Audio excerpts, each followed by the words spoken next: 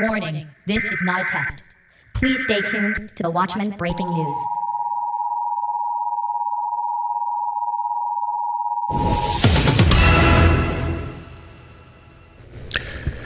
Welcome, ladies and gents, back to the channel. I hope you're all doing well, staying safe, staying crafty, working away on something every day, because you never know. You never know, something bad might happen. Like, take, for example, this guy. He's homeless, and he's an old man, and he's sleeping in a Tim Hortons. They got many people on the streets now because they can't afford rent. Food and gas prices is up. At the same time, they're allowing all these migrants to come in, and it's just pure chaos now. A growing number of seniors in BC are finding themselves without a place to call home, living out their later years in shelters, tents, and even coffee shops. CTV's Kevin Chirac has more on why so many are falling through the cracks and the hardest hurdles they're facing. 87-year-old Lance Evans is homeless, spending his days in the library and nights trying to sleep in coffee shops. So I sleep at Tim Hortons, and it's very difficult because my legs swell up. They're about twice the size that they should be. He's been in and out of hospital and says doctors told him his leg issues may be linked to sleeping in a sitting position. Evans receives a pension but says he can't afford rent. He spent time in Richmond House Emergency Shelter but says he feels safer on the streets. Guys on canes, crutches, with 20-year-old kids using drugs. 4 guys in a room, 1 guy in a wheelchair, 3 guys taking drugs and fighting. A senior with medical needs living without a home, and he's not alone. This is my home right now. I'm 68 years old. Across town, Ruth Tylo is living in a tent. She says years ago, black mold forced her out of her home. And since then, she's been moving between hospitals, shelters, and sleeping outside. It's been too long from shelter to shelter at my age. You know, with mobility issues and being around such a young generation of drug addicts and stuff, I want to be with seniors where I belong. It's time.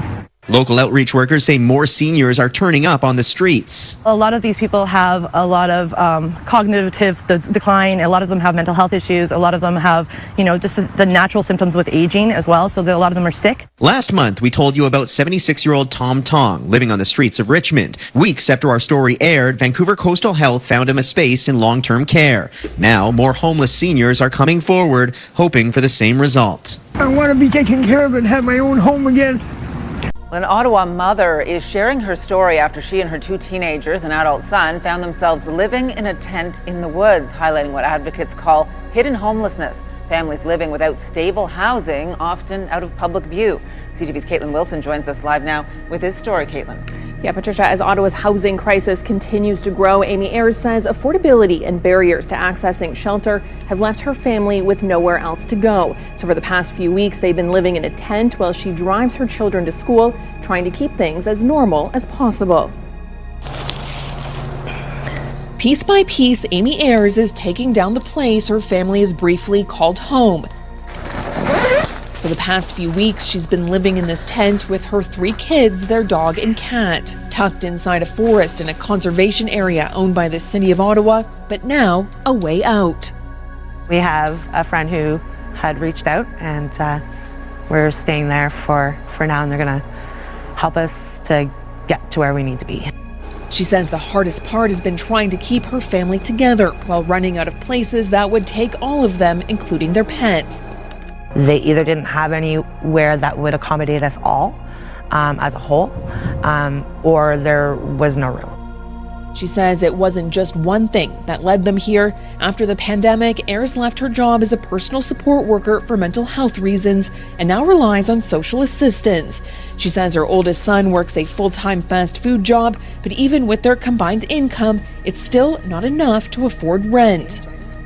Everything became like a snowball, and your Ontario words, you're kind of like labeled, so you're kind of like skipped over or told, oh, I'm sorry, and they move on to the next.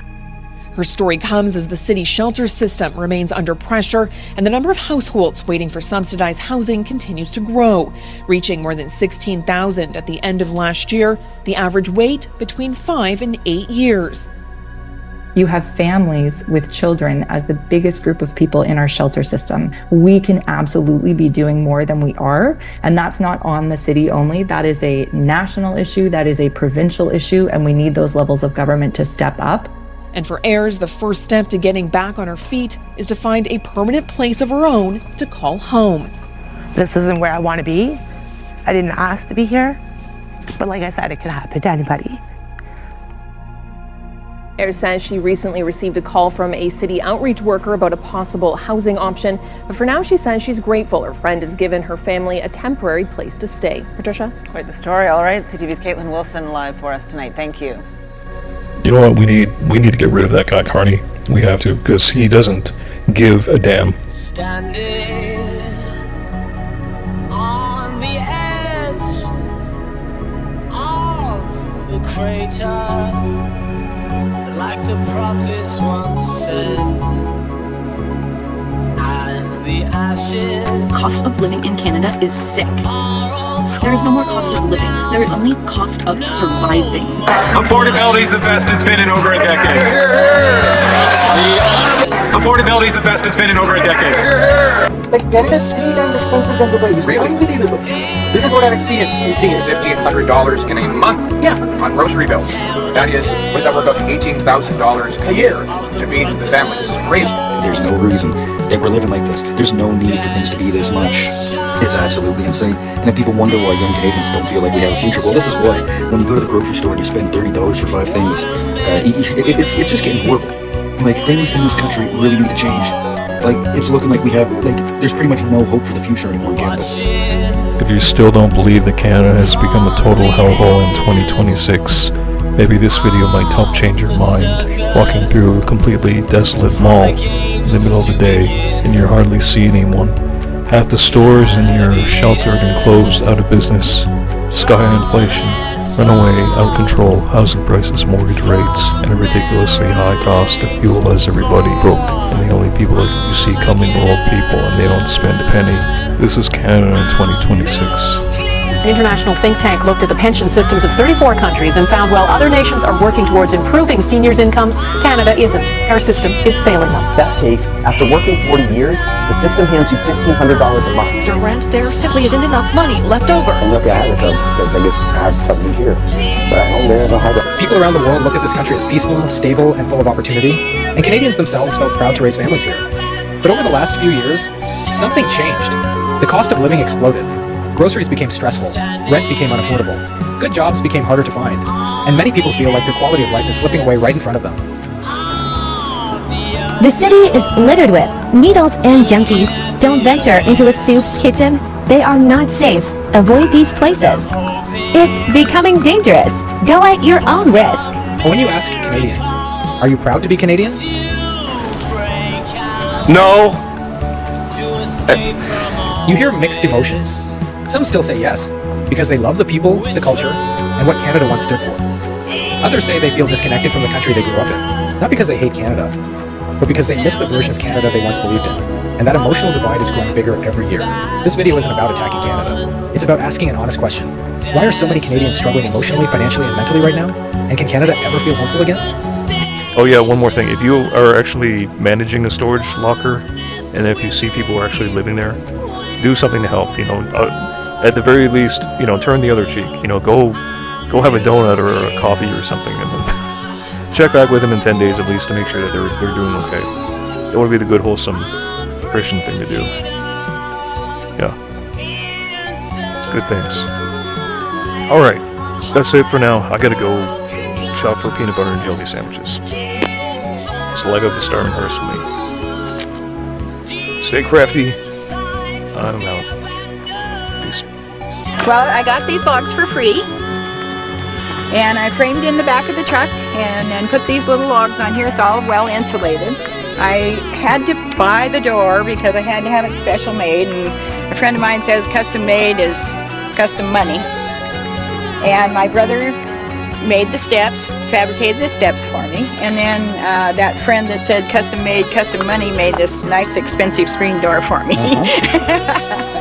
right. You can go take it anywhere you want. That's right. You got a neighbor who's too noisy, you turn the key and you drive away. Yeah. Well, what are you going to do that for? Because I can. Right. You don't have a landlord I to don't ask? have to ask my landlord. No. You're the landlord. That's right. Just ask yourself, That's is this right. what I want? Yep. That's right. Yeah, works well. Yep, it's great. It is.